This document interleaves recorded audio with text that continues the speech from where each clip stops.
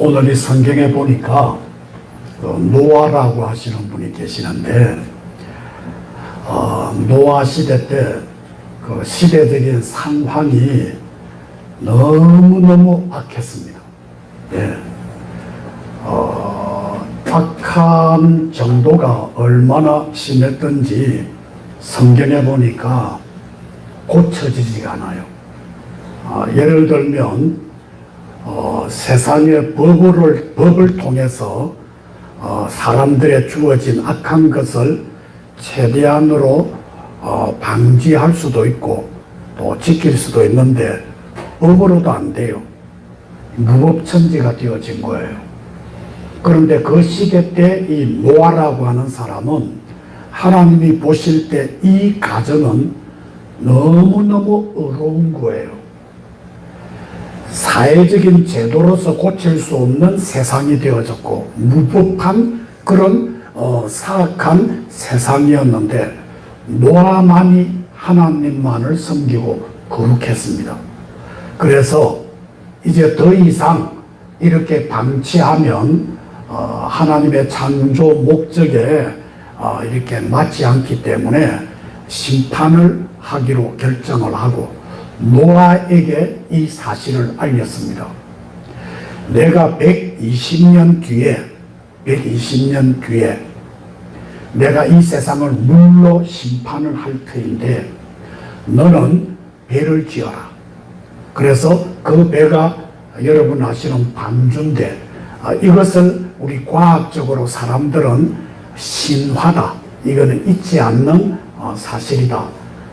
기독교에서 만들어낸 허구적인 이야기다 라고 했는데 오늘 여기 성경에 아라라산에 이 방주가 머물렀다고 했습니다. 아라라산이 어디냐? 터키입니다. 근데 제가 며칠 전에 아라라산에서 굉장히 높은 산인데 거기에서 고고학을 연구하시는 분들이 방주를 발견했습니다. 수천 년 전에 있지도 않는 사실이다라고 했는데 그 방주가 최근에 그 모습을 드러냄으로 말미암아 이것은 사실이었구나 이렇게 많은 과학자들에게 충격을 주고 우리 크리스찬들에게는 희망을 주는 하나님의 말씀은 진실이다.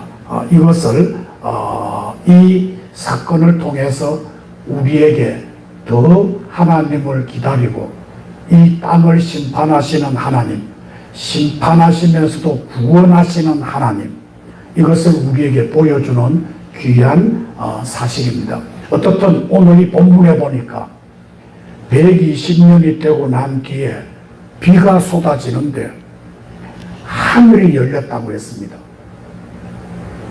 하늘이 열려가지고 이 배가 끝이지가 않아요. 비가 끝이지가 않아요. 그리고 온 세상을 이 물로서 이렇게 생명이라는 생명은 다 죽게 만들었어요. 그리고 오직 그 악한 시대 때 하나님의 말씀을 믿고 살았던 노아 가정만 구원을 받았습니다. 자, 노아가 방주에 이제는 하나님의 필요한 가축들만 그곳에 있었는데 이제는 150일이 지나고 난 뒤에 이 배가 아라라산에 이제 도착을 했는데 전 세상이 물바다니까 이거 어떻게 하면 되겠느냐 생각을 하다가 홍수가 끝날 쯤 되어져 가지고 밖에 있는 상황을 알기 위해서 두 종류의 새를 밖에 내보냅니다. 먼저 까마귀를 내보내고 그 다음에 비둘기를 내보내는 그 장면이 오늘 이 성경 읽은 말씀에 나옵니다. 성경은 왜 굳이 까마귀와 비둘기를 구분하여 기록했을까요? 단순한 사건의 기록이 아니라 오늘 우리의 신앙을 비추는 거울이 되기 때문입니다. 오늘 우리는 까마귀와 비둘기를 비교하면서 하나님께서 원하시는 성도의 모습이 무엇인지를 함께 살펴보겠습니다. 첫 번째로 까마귀입니다. 본문 7절에 보니까 까마귀를 내놓음에 물이 땅이 마르기까지 날아 왕래하였더라. 예배를 마칠까요? 교회 소식인데 설교하는데 설교하지 말라고 이러네요. 빨리 마치라고 사인이 왔네요. 그래도 설교는 해야죠. 예.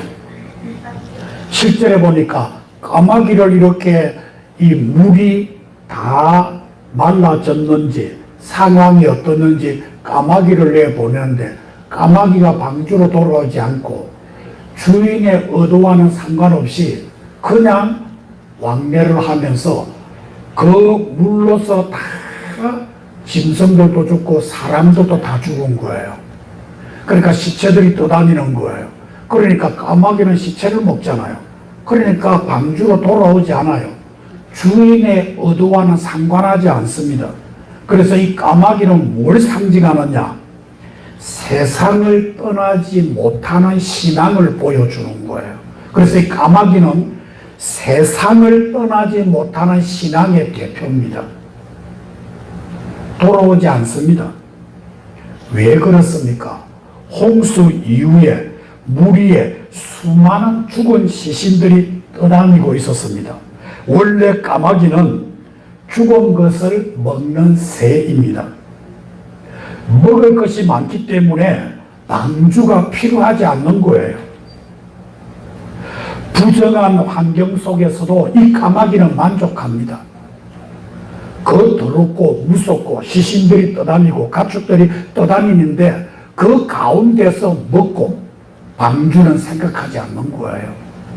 환경과 상관하지 않는 겁니다.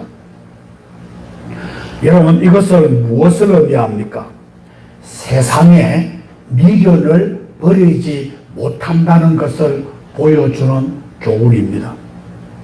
예배는 드리지만은, 한 시간을 드리지만은 세상 즐거움이 좋은 거예요. 예.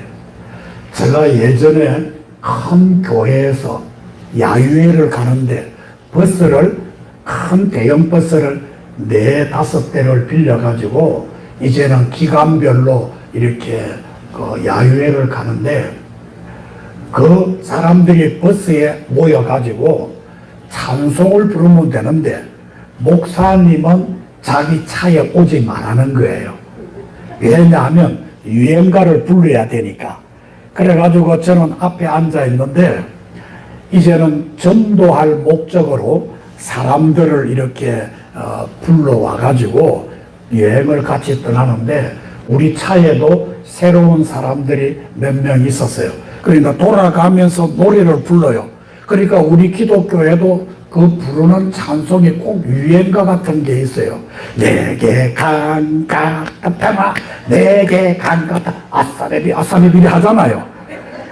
그런데 이제 돌아가면서 다 이런 봉헌석을 봤는데 안 믿는 사람이 딱 자기한테 다가온 거예요. 그래가지고 아이고 자기도 불러라 그러니까 자기는 아는 게 없어요. 그러니까 저 사람도 교회 다니는 사람 부르니까 마이크 오니까 나는 못해요. 하나 불러요 이러니까 두만강 불안무 그러니까 박자도 비슷하고 노래도 뭐 이렇게 그래가지고 제가 앉아 있으니까 뭐 부르는데 이 교회 다니는 사람도 세상에 관광버스 타가지고 이 노래 부르고 춤추는 거를 좋아하더라고요. 예, 세상 교회는 나오지만 예배는 드리지만 세상의 즐거움이 더 좋은 거예요. 예배보다 세상 사는 것이 더 좋은 거예요. 세상 쾌락이 더 좋은 거예요. 이게 까마귀예요. 까마귀를 물이 이렇게 홍수 뒤에 상황이 어떻는가 그렇게 해서 까마귀를 내보내니까 까마귀가 방주로 돌아오지 않아요. 왜? 자기가 좋아하는 음식들이 있으니까 썩은 음식들이 있으니까 그런 더러운 환경이 있으니까 이 까마귀는 방주로 돌아올 생각이 없는 거예요. 1시간 예배를 드리더라도 예배 드리는 것보다 세상에 더 즐거움이 있는 거예요. 이게 까마귀예요. 하나님의 말씀보다 세상의 그 가치관을 더 신뢰합니다. 죄를 완전히 끊지 못하고 적당하게 타협합니다. 이렇게 살아가면, 교회 말씀대로 살아가면 우리가 세상을 어떻게 산다는 건가? 그러니까 적당하게 죄와 타협하면서 그렇게 살아가는 거예요. 주일에는 교인입니다. 경건합니다. 그런데 월요일부터 토요일까지는 교회와는 상관이 없습니다. 직분과는 상관이 없습니다. 세상 사람들과 다를 바가 없습니다. 욕하면 욕하고 돈이면 돈, 그렇게 살아가는 거예요. 저 사람 예수 믿는 사람이다. 구분이 안 되는 거예요. 저도 얼마 전에 택시를 탔는데 그분이 저를 딱 보더만은 목사님이십니까? 이러더라고요. 그러니까 내가 속으로 참 기분이 좋더라고요. 뭐냐면 저를 딱 보고 재미십니까? 이렇게 저보고 이야기를 하면 날라리처럼 이렇게 하면 재미십니까? 어느 콜라텍에 어디가 좋습니까? 여러분들 그렇게 할 텐데 저보고는 목사님이십니까? 어떻게 아세요? 벌써 풍겨 나온다. 이게 얼마나 멋있습니까? 여러분 이 소리의 목사가 안 보는 나와 한 번도 안 본 택시기사가 목사라고 하니까 좋은 목사를 여러분들 지금 함께 하고 있는 겁니다. 할렐루야. 여러분 보고 뭐냐면 그 감방에 다녀오셨습니까? 이래 안 하잖아요. 그래 안 하잖아요. 그런데 내가 살 때 세상 사람인지 아닌지 구분이 안 되는 거, 이건 문제 아니겠어요? 어떻게 이렇게 살아갈 수 있습니까? 말하는 것과 생각하는 것과 내 가치관과 내 태도가 교회 다니십니까? 이거 얼마나 멋있는 겁니까? 얼마나 주님의 영광을 드러내는 겁니까? 겉으로 하나님을 믿는다고 하지만은 마음은 아직 세상에 붙어 있는 겁니다. 예수님께서 분명히 말씀하십니다. 한 사람이 두 주인을 섬기지 못한다. 이렇게 말씀하셨습니다. 세상과 하나님을 동시에 붙잡을 수 없는 겁니다. 아프리카에서 원숭이를 잡는 방법 가운데서 이런 이야기가 있습니다. 원숭이가 워낙 빠르기 때문에 잘 못 잡아요. 그래서 호리병 있잖아. 호리병은 입구는 이렇게 들어가는데 뒤에 이렇게 넓은 그게 있지 않습니까? 그래서 호리병에 이렇게 해가지고 그 안에 바나나를 넣어놔요. 그래서 이 원숭이 잘 머물러 있는 곳에 호리병에 바나나를 딱 넣어놓으면 이 원숭이가 그 호리병에 바나나가 있으니까 그 바나나에 손을 탁 넣고 바나나를 딱 잡습니다. 그런데 빼지지가 않아요. 빼지지가 않아요. 놓으면 손이 나오는데 한번 붙잡은 것은 놓지를 않아요. 그렇게 해서 그 호리병을 가지고 뛰어다니니까 못 올라가잖아요. 그래서 원숭이를 잡는다고 그래요. 손만 펴면 살 수 있는데 안 잡히는데 그것을 이 바나나, 자기가 좋아하는 바나나 놓지 않으려고 하니까 붙잡히는 거예요. 우리도 그렇습니다. 세상을 놓지 못하면 하나님께 온전히 나아갈 수 없습니다. 까마귀처럼 세상의 시체를 붙잡고 살아갈 것인지 비둘기처럼 하나님께 돌아올 것인지를 여러분이 선택해야 됩니다. 세상에는 까마귀냐 비둘기냐 두 종류밖에 없습니다. 여러분이 세상을 붙잡고 방주로 돌아오지 않는다고 하면 여러분은 세상의 사람이 될 수밖에 없습니다. 죄와 더불어 먹고 마시다가 결국에는 하나님의 심판을 받을 수밖에 없는 존재가 된다는 것이죠. 그런데 두 번째로 이 비둘기는 어떻습니까? 8절에서 9절에 보니까 비둘기를 이제 이 까마귀 안 돌아오니까 비둘기를 내어 보냈습니다. 그런데 이 비둘기가 돌아보니까 발 붙일 곳이 없어요. 그래서 방주로 다시 돌아옵니다. 비둘기는 깨끗한 새입니다. 더러운 것을 먹지 않습니다. 죽은 시체 위에도 앉지를 않습니다. 그래서 세상에는 머물 곳이 없는 겁니다. 결국에는 방주로 돌아왔습니다. 여러분들이 방주로 무엇을 상징하시는 줄 아십니까? 예수 그리스도입니다. 참된 성도는 결국에는 이 비둘기처럼 어디로 돌아온다? 예수님께로 돌아올 수밖에 없다는 거예요. 비둘기를 내어 보냈는데 이 비둘기가 돌아보다가 앉을 데가 없으니까 다시 방주로 돌아왔다는 겁니다. 이것은 성도는 이 세상의 만족, 발붙일 곳을 찾지 못하고 결국에는 누구에게로 돌아온다? 예수님께로 돌아온다는 거예요. 세상에서 성공을 해도 돈이 있어도 명예가 있어도 예수님이 없으면 마음에 평안이 없습니다. 세상은 잠시 즐거움을 줄 수는 있지만은 참된 안식을 절대로 얻을 수 없습니다. 성도의 참된 안식은 오직 예수님밖에 없음을 믿으시기를 바랍니다. 제가 한번 자갈치에서 그쪽에 노포동까지 지하철을 한번 탄 적이 있습니다.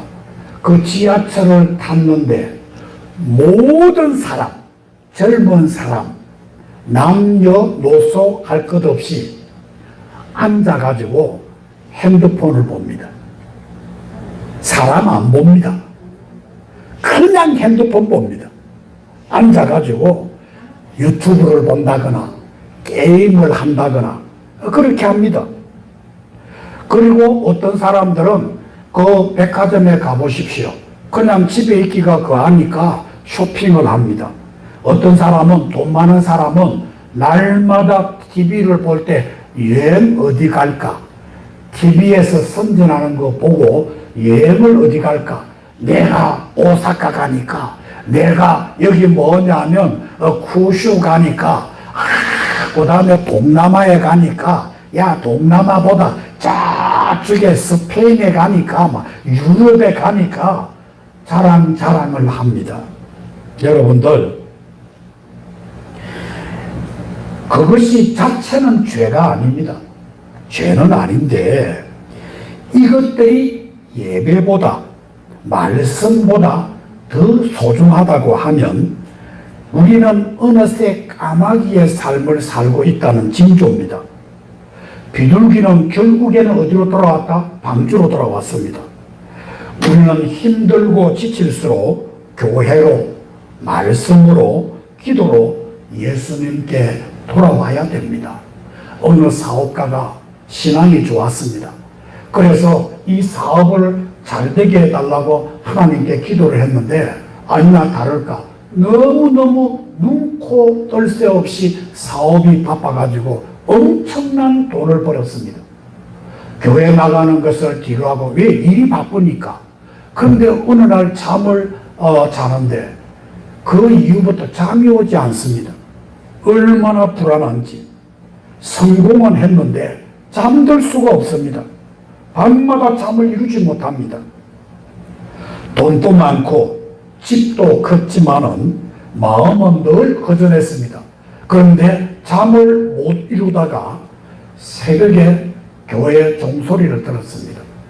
요즘 교회 종소리가 없습니다만 교회 종소리를 듣고 갑자기 기도하고 싶은 마음이 있어서 교회로 갔습니다.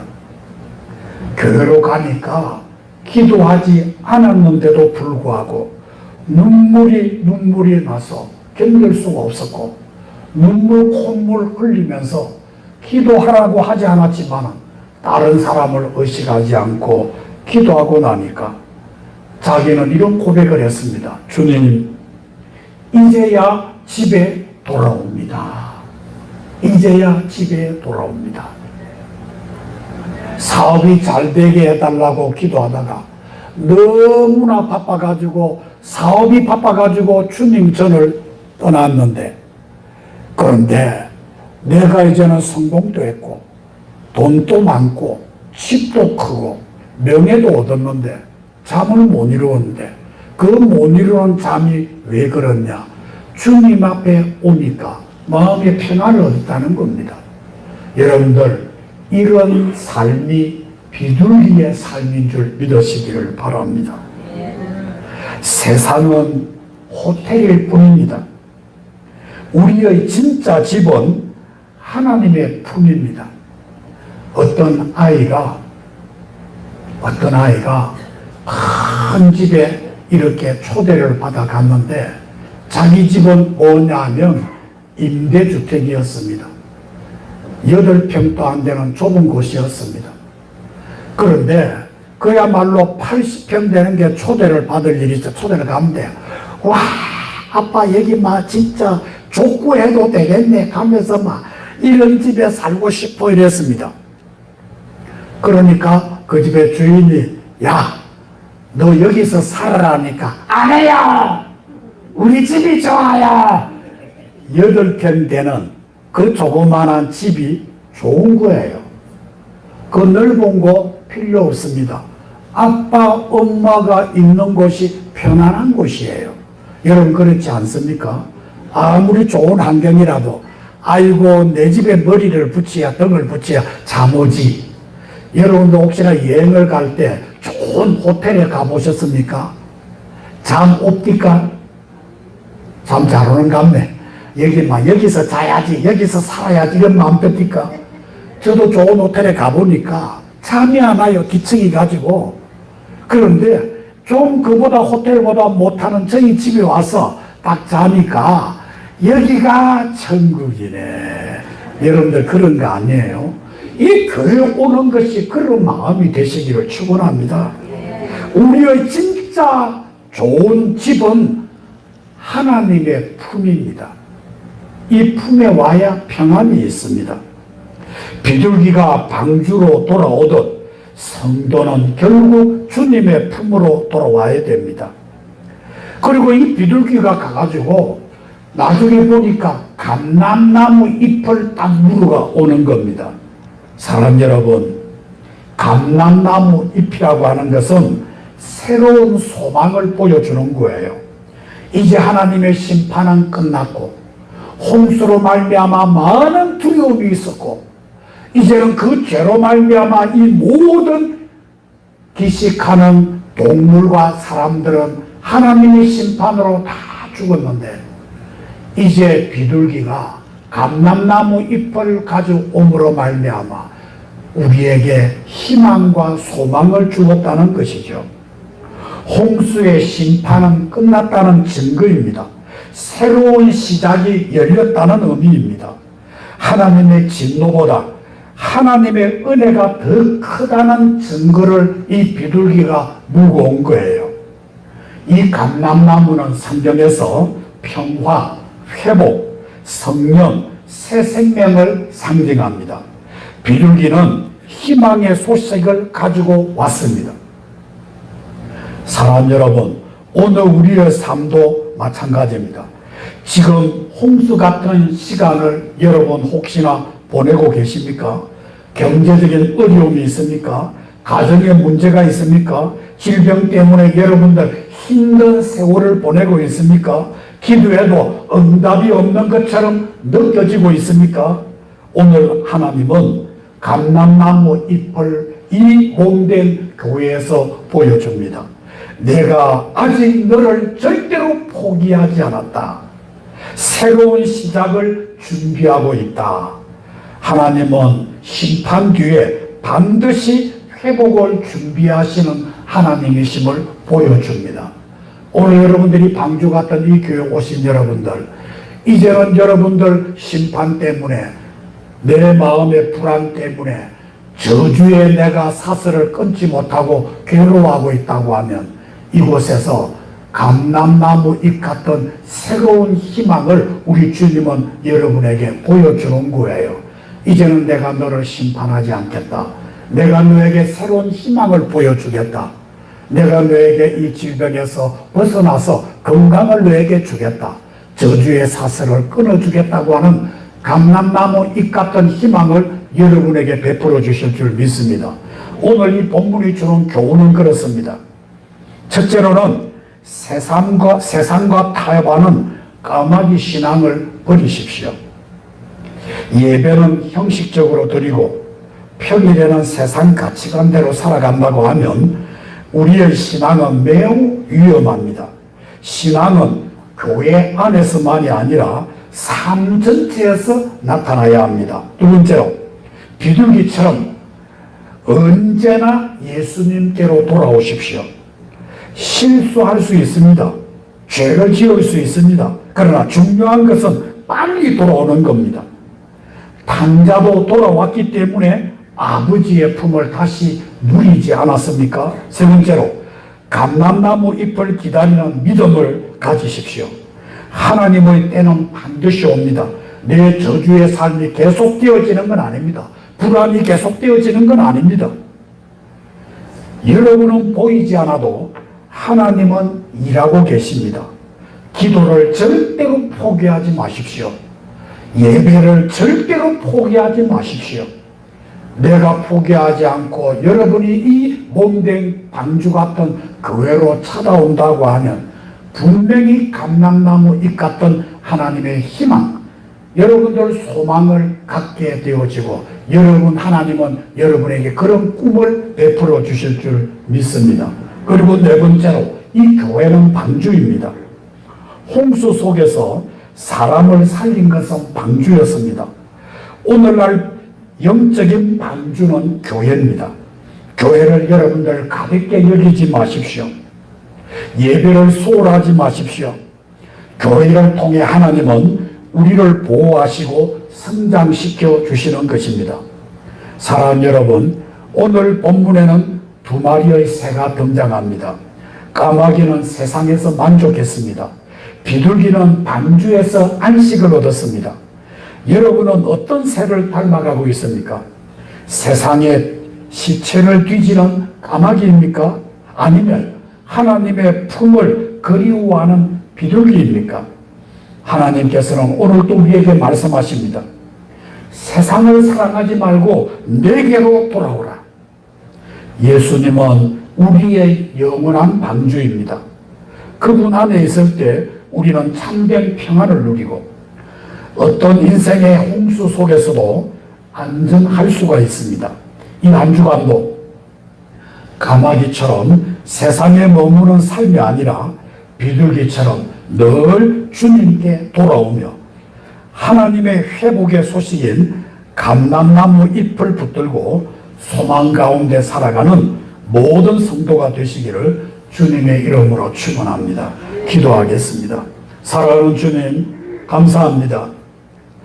오늘 주님께서 우리에게 까마귀 같은 신앙과 비둘기 같은 신앙을 보여주었습니다. 까마귀는 아버지 하나님 예배는 드리지만 세상이 더 좋습니다. 방주로 돌아오지 않습니다.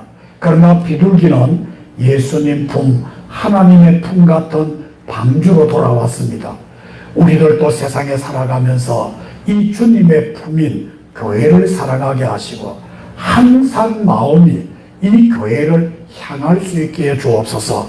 교회를 올 때마다 마음이 두근거리고 주님 만날 것을 생각하면서 아버지여 그들의 발걸음이 가벼워지게 하시고 이들이 교회에 올 때마다 감람나무 잎을 아버지여 물고 온 것처럼 이곳에서 소망을 갖게 하시고 치유받게 하시고 하나님의 마음으로 아버지여 하나님의 마음을 닮아가는 거룩한 성도가 되게 하옵소서. 예수님 이름으로 기도드립니다. 아멘. 우리 찬송가 292장